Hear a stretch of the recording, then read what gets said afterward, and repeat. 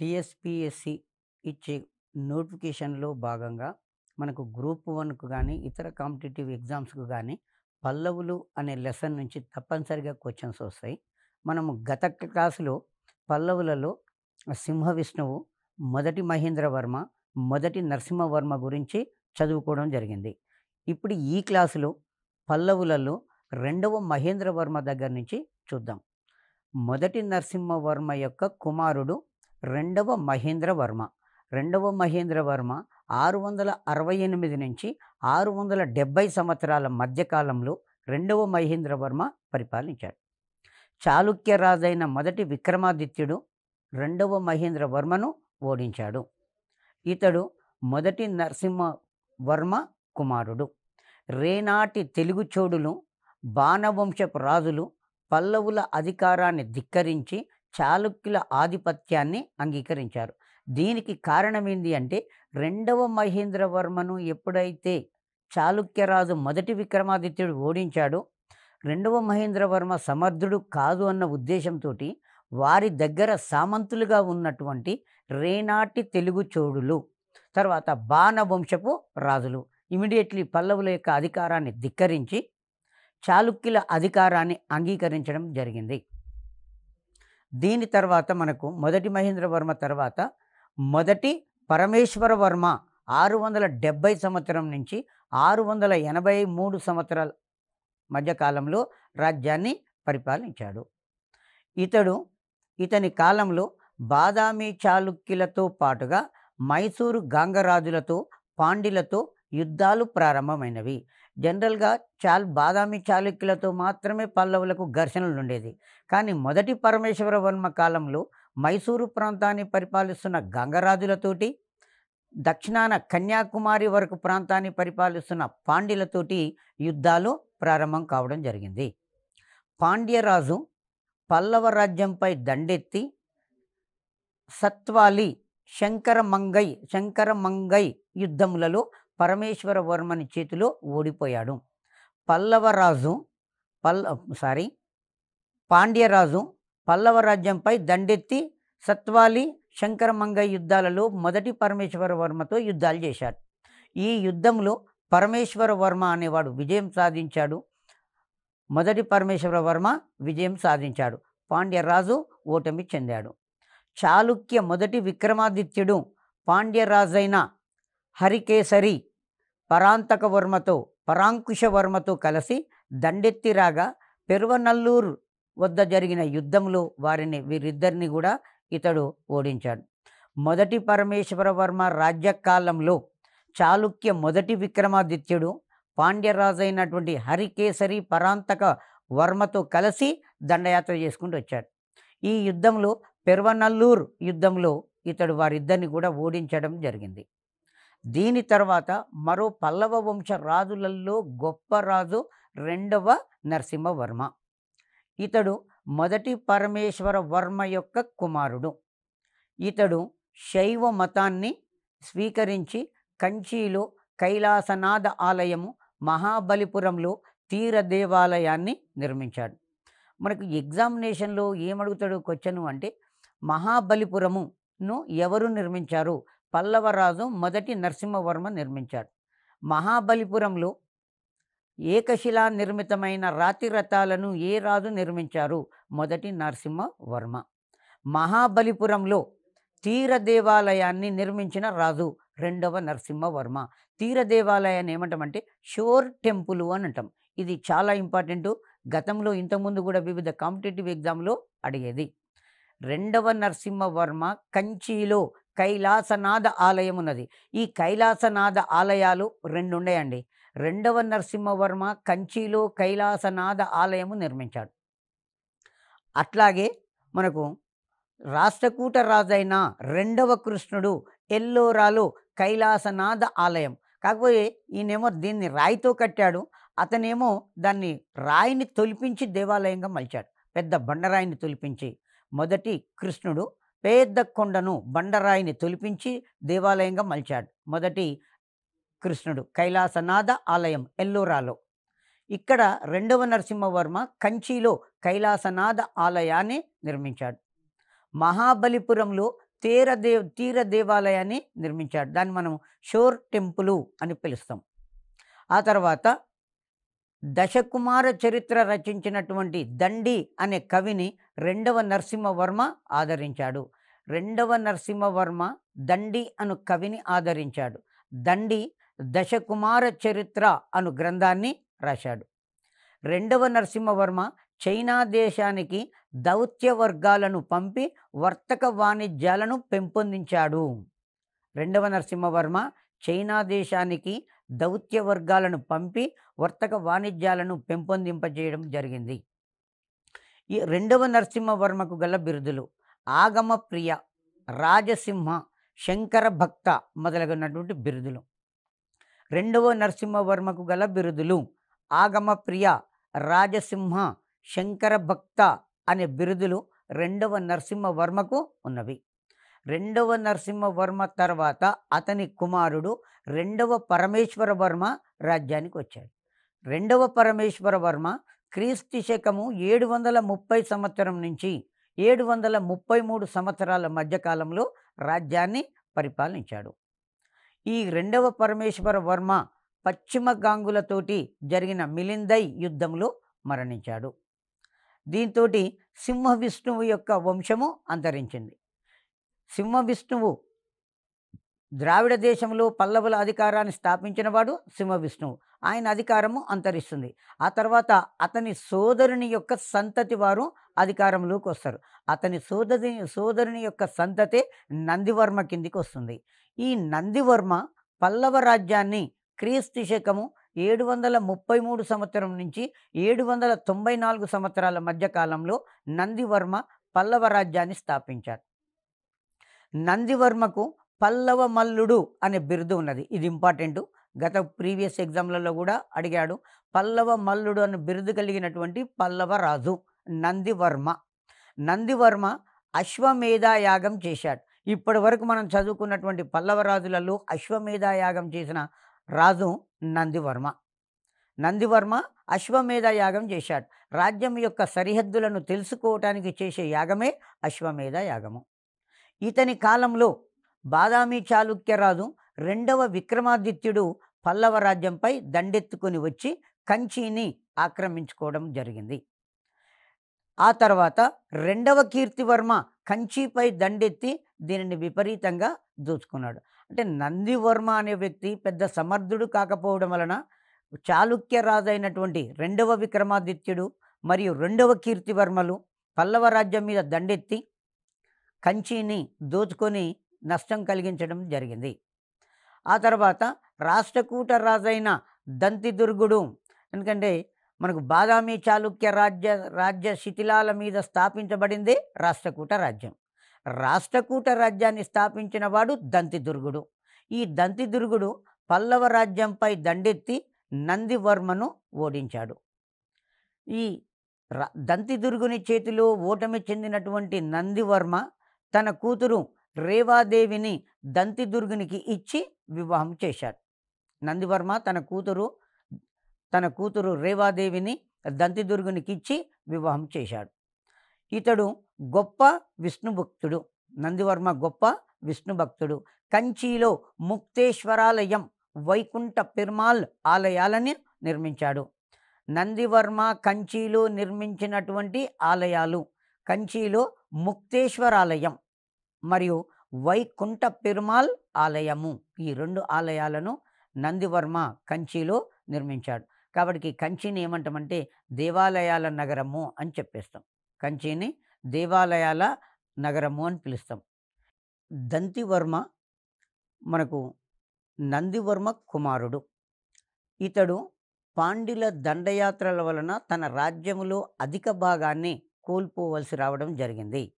దంతివర్మ రాజ్య పాలనా కాలంలో పాండ్యులు ఇతని రాజ్యం మీద దండెత్తి ఇతని రాజ్యంలో దక్షిణ భాగంలో చాలా ప్రాంతాన్ని ఆక్రమించారు. ఇదే టైంలో రాష్ట్రకూట రాజు 3వ గోవిందుడు ఇతని రాజ్యంపై దండెత్తి రావడము జరిగింది. ఆ తర్వాత దంతివర్మ తర్వాత మనకు 3వ నందివర్మ అనేవాడు అధికారంలోకి వచ్చాడు. ఇతడు దంతివర్మ కుమారుడు. తల్లార్ యుద్ధంలో పాండ్యులను, తెలుగు చోడులను ఓడించి వాగై నది వరకు రాజ్యాన్ని విస్తరించుకోవడం జరిగింది. మూడవ నందివర్మ తల్లారి యుద్ధంలో పాండ్యులను, వారికి సపోర్టుగా వచ్చినటువంటి తెలుగు చోడ రాజులను ఓడించి వాగై నది వరకు వెళ్ళాడు. పాండ్యరాజు శ్రీమార శ్రీవల్లభుడు ఇతనిని కుంభకోణ యుద్ధంలో ఓడించాడు. ఇది మనకు ఇంపార్టెంట్గా వస్తుంది. పాండ్యరాజులలో గొప్పవాడు ఒకడు శ్రీమార శ్రీవల్లభుడు. శ్రీమార శ్రీవల్లభుడు నందివర్మను ఏ యుద్ధంలో ఓడించాడు? కుంభకోణ యుద్ధంలో ఓడించడము జరిగింది.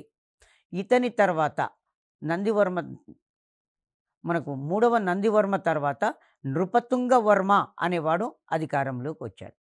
ఈ నృపతుంగవర్మ పాండ్యరాజ్యంపై దండెత్తి శ్రీమార శ్రీవల్లభుణ్ణి ఓడించాడు. ఇంతకుముందు శ్రీమార శ్రీవల్లభుడు మూడవ నందివర్మను ఓడిస్తే, ఈ మూడవ నందివర్మ యొక్క కుమారుడు నృపతుంగవర్మ పాండ్య రాజ్యంపై దండెత్తి శ్రీమార శ్రీవల్లభుణ్ణి ఓడించాడు. ఈ పల్లవ రాజులలో చిట్ట చివరి రాజు అపరాజిత వర్మ. ఇక్కడ మనకు పల్లవులు అంటే నవీన పల్లవులే. పల్లవ రాజ్య స్థాపకుడు సింహ విష్ణువు. పల్లవ రాజులలో చిట్ట చివరి రాజు అపరాజిత వర్మ. ఆ తర్వాత పల్లవ చక్రవర్తులు తమ రాజ్యాన్ని మండలాలను నాడులుగా, నాడులను గ్రామాలుగా విభజించారు. ఆర్డర్ క్రమం అడుగుతాడు. పల్లవ రాజులు తమ రాజ్యాన్ని మండలాలుగా, నాడులుగా, గ్రామాలుగా విభజించారు. దాదాపుగా ప్రతి గ్రామంలో కూడా 3 సభలు ఉండేవి. ఉర్, సభ, నగరము అనే 3 సభలు ఉండేవి. ఈ ఊరిలో సభ్యులుగా ఉండేవారు భూకామందులు అంటే భూస్వాములు. సభలో సభ్యులుగా ఊరిలో సభ్యత్వం ఉన్నవాళ్ళు. రెండవది సభలో కేవలము బ్రాహ్మణులతో కూడినది. నగరము అంటే వర్తకులతో కూడినది.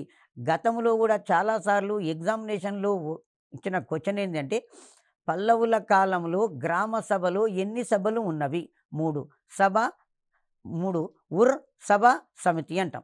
అయితే ఇక్కడ ఎగ్జామినేషన్లో ఎట్లా అడుగుతున్నాడు క్వశ్చన్ అంటే, ఉర్లో సభ్యత్వం కలిగిన వారు భూకామందులు అంటే భూస్వాములు అని అర్థం. ఇంకా కొన్నిసార్లు ఏమంటాడు అంటే రైతు ప్రతినిధులు అని కూడా అంటారు. భూస్వాములు, భూకామందులు లేదా రైతు ప్రతినిధులు అని చెప్పి పిలుస్తారు. ఆ తర్వాత సభలో సభ్యత్వంగా ఉన్నవారు ఎవరు అంటే బ్రాహ్మణులకు సభలో సభ్యత్వం ఉంటుంది. మరి నగరము వర్తకులతో కూడినది.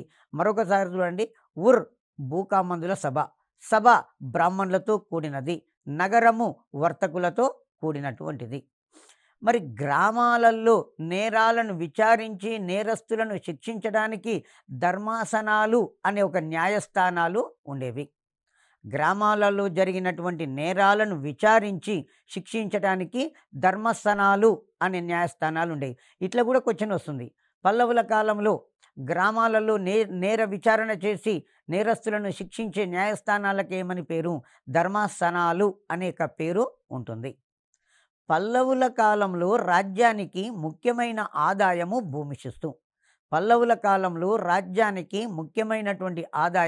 భూమి శిస్తు. దీనిని 1/6 వంతు వసూలు చేసేవారు. పల్లవుల కాలంలో రాజ్యానికి ముఖ్య ఆదాయము భూమి శిస్తును ఎంత వసూలు చేశారు? 1/6 వంతును వసూలు చేశారు. ఆ తర్వాత పల్లవ రాజుల కాలంలో చైనా దేశంతో, ఆగ్నేయ ఆసియా దేశాలతోటి వర్తకము బాగా జరిగేది. పల్లవుల కాలంలో ఏ దేశాలతో వర్తకం జరిగింది? చైనా దేశంతో, ఆగ్నేయ ఆసియా దేశాలతోటి వర్తకం జరిగింది. ఇందులో ప్రధానంగా పల్లవుల కాలంలో ముఖ్యమైన ఓడరేవులు మామల్లపురము మరియు నాగపట్నం. మామల్లపురము అదే మహాబలిపురం అంటాం, నాగపట్టణము, ఈ 2 రేవుల ద్వారా వర్తకం అనేది జరిగేది. ఆ తర్వాత పల్లవరాజు మొదటి నరసింహవర్మ చైనా దేశానికి దౌత్య వర్గాలను పంపి వర్తక వాణిజ్యాభివృద్ధి కొరకు కృషి చేశాడు. పల్లవ నరసింహవర్మ చైనా దేశానికి దౌత్య వర్గాలను పంపి వర్తక వాణిజ్యాల అభివృద్ధికి కృషి చేశాడు.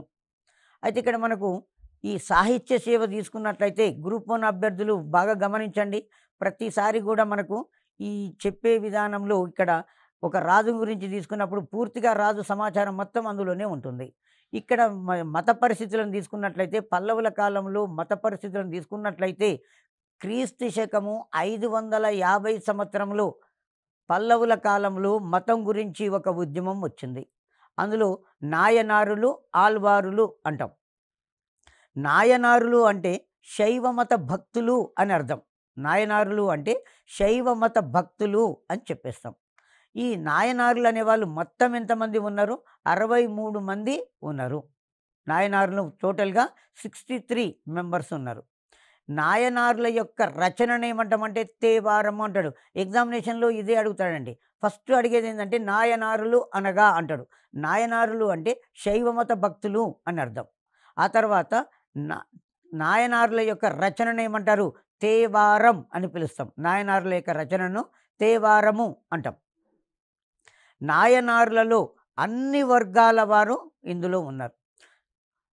వేట సామాజిక వర్గానికి చెందినవారు, దళిత సామాజిక వర్గానికి చెందినవారు, ఇతర కులాలకు సంబంధించిన వారు, బ్రాహ్మణులు ఇందులో ఉన్నారు. ముఖ్యంగా వేట సామాజిక వర్గానికి చెందినవాడు కన్నప్ప. ఆ కన్నప్పనే మనం ఏమంటామంటే భక్త కన్నప్ప అని చెప్పేస్తాం. భక్త కన్నప్ప వేట సామాజిక వర్గానికి చెందినవాడు, చెంచు జాతికి చెందినవాడు. శ్రీకాళహస్తి ప్రాంతంలో ఉన్నటువంటి ఈశ్వరుణ్ణి పూజించేవాడు ఈ వేట సామాజిక వర్గం. తర్వాత దళితులైనటువంటి నందనర్ పుల్లయ్య, నందనర్ పుల్లయ్యలు అనేవాళ్ళు దళిత సామాజిక వర్గానికి చెందినవారు. ఈ వీరుతో పాటుగా నాయనార్లలో గొప్పవారు అప్పర్, సంబందర్, సుందరమూర్తి, మాణిక్యవాచకర్ అనేవాళ్ళు గొప్ప వ్యక్తులు. అప్పర్ జ్ఞాన సంబందర్ అంటాం. సంబందర్ జ్ఞాన సంబందర్ మరియు సంబందర్, సుందరమూర్తి, మాణిక్యవాచకర్ అనే వాళ్ళు నాయనార్లలో ప్రసిద్ధిగాంచినటువంటి వారులు. ఈ నాయనార్లకు శైవ మతానికి ప్రధానమైన కేంద్రము ఆనాడు కంచి. కంచిని దక్షిణ కాశీ అని పిలుస్తారు. టెంపుల్ సిటీ అని కూడా పిలుస్తారు. City of temple, temple city అని కూడా పిలుస్తారు. కంచి దేవాలయాల నగరంగా ప్రసిద్ధికి ఎక్కింది. ఆ తర్వాత ఆల్వారులు. నాయనారుల తర్వాత ఆల్వారులు. నాయనారులు మొత్తము 63 మంది. అన్ని కులాల వారు ఇందులో ఉన్నారు. ఆ తర్వాత ఆల్వారులు అనగా వైష్ణవ మత భక్తులు. ఆల్వారులు అనగా వైష్ణవ మత భక్తులు. ఆల్వార్లలో మొత్తం ఎంతమంది ఉంటారు అంటే 12 మంది ఉన్నారు ఆల్వారులు. ఈ ఆల్వారులకు ముఖ్య కేంద్రాలు కంచి, శ్రీరంగపట్నం, తిరుపతి ఆల్వారులకు ప్రధానమైనటువంటి కేంద్రాలుగా ఉన్నవి. ఆల్వారులు అంటే వైష్ణవ మత భక్తులు. ఆల్వారులు అనగా వైష్ణవ మత భక్తులు. ఈ ఆల్వారులు కంచి, శ్రీరంగం, తిరుపతి మొదలైన ముఖ్య కేంద్రాలలో ఆల్వారులు అనేవారు నివసించేవారు. తర్వాత నలంద విశ్వవిద్యాలయానికి అధ్యక్షుడైన ధర్మపాలుడి యొక్క జన్మస్థలము కంచి అని చెప్పి చరిత్రకారుల యొక్క అభిప్రాయము. ఇక్కడ మనకి ఎగ్జామినేషన్లో ఆల్వారులు అనగా అంటాడు, నాయనారులు అనగా అంటాడు. నాయనారులు అంటే శైవ మత భక్తులు, ఆల్వారులు అంటే వైష్ణవ మత భక్తులు. ఆల్వారులు అంటే వైష్ణవ మత భక్తులు అని చెప్పేస్తాం. ఈ ఇద్దరిట్లో ఏదో కూడా మనకు ఒకటి ఎగ్జామినేషన్లో ఖచ్చితంగా వస్తుంది. నాయనారులు అంటే శైవ మత భక్తులు. మొత్తం నాయనారులు ఎంతమంది ఉన్నారు? 63 మంది ఉన్నారు. ఆల్వారులు అంటే వైష్ణవ మత భక్తులు. ఈ ఆల్వారులు మొత్తం ఎంతమంది ఉన్నారు? 12 మంది ఉన్నారు. కేవలం వీరిలో బ్రాహ్మణులు మాత్రమే ఉన్నారు. ఆ తర్వాత పల్లవుల కాలంలో వైష్ణవ మతానికి కేంద్ర స్థానాలు కంచి, శ్రీరంగం, తిరుపతి ఆనాటి ప్రముఖమైనటువంటి వైష్ణవ కేంద్రాలు. అదేవిధంగా నలంద విశ్వవిద్యాలయానికి అధ్యక్షుడైన ధర్మపాలుని యొక్క జన్మస్థలం కంచి అని చెప్పి చరిత్రకారుల యొక్క అభిప్రాయము. ఆనాడు జైన మతానికి కంచి ప్రధాన కేంద్రంగా ఉన్నది. బౌద్ధ మతానికి నాగపట్టణము, కంచి 2 ప్రధాన కేంద్రాలుగా ఉన్నాయి. పల్లవుల కాలంలో జైన మతానికి కంచి ప్రధాన కేంద్రంగా ఉన్నది. బౌద్ధ మతానికి నాగపట్నం మరియు కంచి, బౌద్ధ మతానికి నాగపట్నము, కంచి అనేది కేంద్రాలుగా ఉన్నవి. ఆల్వార్ల యొక్క రచనను ఏమంటామంటే ప్రబంధము అని చెప్పాం. మరి నాయనార్ల యొక్క రచన ఏమన్నాము? తేవారము. నాయనార్ల యొక్క రచన తేవారం, ఆల్వార్ల యొక్క రచన ప్రబంధము అని చెప్పేశాం. దీని తదంతరం భారతీయ తర్కశాస్త్రానికి పితామహుడైన దిగ్నాగుడు, భారతీయ తర్కశాస్త్రానికి పితామహుడైన దిగ్నాగుని యొక్క జన్మస్థలము కంచి అని చరిత్రకారుల యొక్క అభిప్రాయం. ఇది చాలాసార్లు కాంపిటేటివ్ ఎగ్జామ్లో అడుగుతున్నటువంటి బిట్టు. భారతీయ తర్కశాస్త్రానికి పితామహుడు దిగ్నాగుడు. దిగ్నాగుడు ఏ రాజుల కాలంలో ఉన్నాడు? పల్లవుల రాజుల కాలంలో ఉన్నటువంటి వ్యక్తి దిగ్నాగుడు. తర్వాత పల్లవుల యొక్క అధికార భాషను సంస్కృతము అని పిలుస్తాం. పల్లవుల యొక్క అధికార భాషను సంస్కృతము అని పిలుస్తాం. వైదిక విద్యా కేంద్రాలను పల్లవుల కాలంలో ఘటికలు అని పిలుస్తారు. కళ్యాణి చాళుక్యుల కాలంలో కూడా విద్యా కేంద్రాలను ఘటికలు అని పిలిచారు. విష్ణుకుండినుల కాలంలో విద్యా కేంద్రాలను ఘటికలు అన్నాం. పల్లవుల కాలంలో విద్యా కేంద్రాలను ఘటికలు అన్నాం. ఘటికలు అనగా అంటాడు ఎగ్జామినేషన్లో, ఘటిక అనగా కళాశాల. కాంచీపుర ఘటిక ప్రధానమైన ఘటిక అని చెప్పేస్తాం. పల్లవుల కాలంలో అధికారిక భాష సంస్కృతం. కంచి వైదిక మతానికి ఆనాడు కేంద్రంగా ఉన్నది. వైదిక విద్యా కేంద్రాలను పల్లవుల కాలంలో వైద్య విద్యా కేంద్రాలను ఘటికలు అని పిలిచేవారు. కదంబ రాజ్యాన్ని స్థాపించిన మయూరవర్మ, మయూరవర్మ తర్వాత కంచిలోని ఘటికలో విద్యను అభ్యసించాడు. కదంబ రాజ్య స్థాపకుడు మయూరవర్మ. తన చిన్నతనంలోనే అక్కడ ఆయన రాజ్యాన్ని కోల్పోయి ఆ తర్వాత కంచికి రావడం జరిగింది. కదంబ రాజ్య స్థాపకుడైన మయూరవర్మ కంచిలో ఉన్నటువంటి ఘటికలోనే విద్యను అభ్యసించాడు. దండి రచించిన దర్శనములో అలంకార శాస్త్రాన్ని గురించి వివరణ ఉన్నది. దండి దశకుమార చరిత్ర అనే గ్రంథం రాస్తాడు. మళ్ళా కావ్య దర్శనము అనే గ్రంథం రాస్తాడు. దండి దశకుమార చరిత్ర, కావ్య దర్శనం అనే 2 గ్రంథాలు రాశాడు. ఈ కావ్య దర్శనం అనే గ్రంథంలో అలంకార శాస్త్రాన్ని గురించిన వివరణ ఉన్నది. తర్వాత శాతవాహనులు, ఇక్ష్వాకులు అశాశ్వతమైనటువంటి కట్టడాలను కట్టారు. దేంతో కట్టారు? వాళ్ళు మట్టితోటి, ఇసుకతోటి, కలపతోటి కట్టడాలు కట్టారు. కాబట్టి అవి అశాశ్వతమైనటువంటి కట్టడాలు. పల్లవులు మాత్రము రాతితోటి కట్టడాలు కట్టడము జరిగింది. దక్షిణ భారతదేశంలో మొట్టమొదటిసారిగా పల్లవుల కాలంలో రాతితోటి ఆలయాల నిర్మాణము ప్రారంభమైంది. దక్షిణ భారతదేశంలో మొట్టమొదటిసారిగా పల్లవుల కాలంలో రాతితో ఆలయాలు నిర్మించడము ప్రారంభమైంది. ఆ తర్వాత కొండలను తొలిచి ఆలయాలు నిర్మించే పద్ధతి కూడా, ఆలయాలను నిర్మించే పద్ధతి భారతదేశంలో విష్ణుకుండినుల తర్వాత వెలుగులోకి తీసుకొని వచ్చిన వారు వీరే. ఇది భారతదేశ చరిత్రలో కొండలను తొలిచింది ఇక్కడ మనకు అశోక చక్రవర్తి కొండను తొలిచి ఆజీవిక శాఖ సన్యాసి కొరకు ఇచ్చాడు. అట్లాగే మనకు శాతవాహన రాజు మొదటి కృష్ణుడు అనట ఆయన నాసిక్, కనిహేరి ప్రాంతాలలో కొండలను తొలిపించడం జరిగింది. ఆ తర్వాత మనకు విష్ణుకుండినులు ఉండవల్లి, తర్వాత మొఘల్ రాజపురములలో కొండలను తొలిచారు.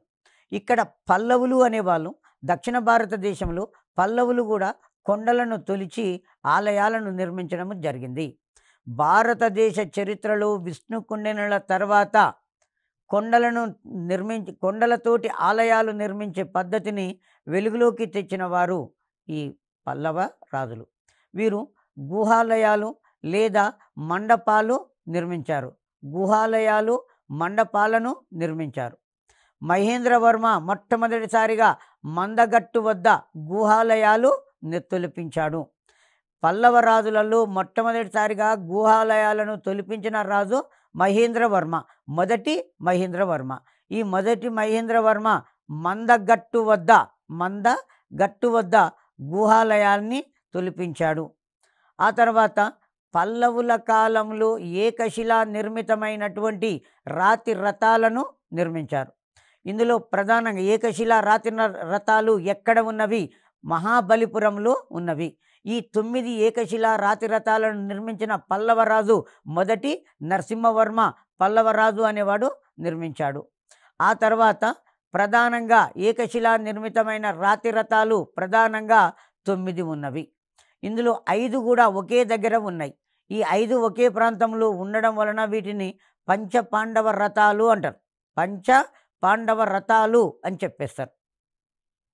ఈ ఈ పంచపాండవ రథాలలో 5 రథాలు ఒకే రాతితో చెక్కి వేరువేరు చేసిన ఏకశిలా నిర్మితమైన రథాలు. పంచపాండవుల రథాలు అంటున్నావు కదా, అవన్నిటిని ఒకటే రాయితో ఎక్కారు. కాకపోతే ఆ రాయిని తీసుకొచ్చి వేరువేరు ప్రాంతాలలో తొలిపించి వాటిని పెట్టడం జరిగింది. ఆ తర్వాత ఈ దేవాలయాలలో ఏకశిలా నిర్మితమైనటువంటి ఆలయాలలో ద్రౌపది, అర్జునుడు, భీమ, ధర్మరాజు మొదలగు రాజుల పేర్లన్నీ కూడా ఒకే వరుసలో ఉండేటట్టుగా తీసుకున్నారు. దాదాపుగా ఈ రాజులందరినీ కూడా ఒకే వరుసలో ఉండేటట్టుగా తీసుకోవడం జరిగింది. కంచిలోని కైలాసనాథ ఆలయం రాజసింహ గృహము అని పిలుస్తారు. కంచిలో ఉన్న కైలాసనాథ ఆలయానికి ఏమని పేరుందంటే రాజసింహేశ్వర గుహాలయము అని పిలుస్తాం. మహాబలిపురంలో అర్జున తపోశిల్పం అనేది ఉన్నది. మహాబలిపురంలో అర్జున తపోశిల్పం అనేది ఉన్నది. ఈ అర్జున తపోశిల్పాన్ని గంగవతరణ లేదా భగీరథ తపస్సు అని పిలుస్తారు. మహాబలిపురంలో గంగవతరణ అనే గొప్ప శిల్పం ఉన్నది. ఆ గొప్ప శిల్పాన్ని ఏమని పిలుస్తారు అంటే భగీరథ తపస్సు అని పిలుస్తారు. గంగవతరణ లేదా భగీరథ తపస్సు అని పిలుస్తారు. పల్లవుల యొక్క కుడ్య చిత్రాలు దాదాపుగా పుదుక్కోట సమీపంలోని ఉన్నవి. పుదుక్కోట సమీపంలోని చిత్తన్న వాసల్లో పల్లవుల యొక్క కుడ్య చిత్రాలు ఉన్నవి. సో మరి మనం పల్లవుల గురించి చదివినప్పుడు కొంచెం కాన్సన్ట్రేషన్గా ఏ రాజు కాలంలో ఏ కవి ఉన్నాడు, ఆ రాజు పోషించిన కవులు ఎవరు, వాళ్ళు చేసిన సాహిత్యం ఏంటి, వాళ్ళు రాసిన గ్రంథాలు ఏంటి, ఎవరి కాలంలో గుహాలయాలు నిర్మించబడ్డవి, దేవాలయాలు నిర్మించబడ్డవి, ఏ భాషను ప్రోత్సహించారు, విద్యా కేంద్రాలను ఏమన్నారు అనే దాని మీద దృష్టి పెట్టండి. తప్పనిసరిగా పల్లవుల నుంచి ఒక క్వశ్చన్ వస్తుంది. Okay, thank you.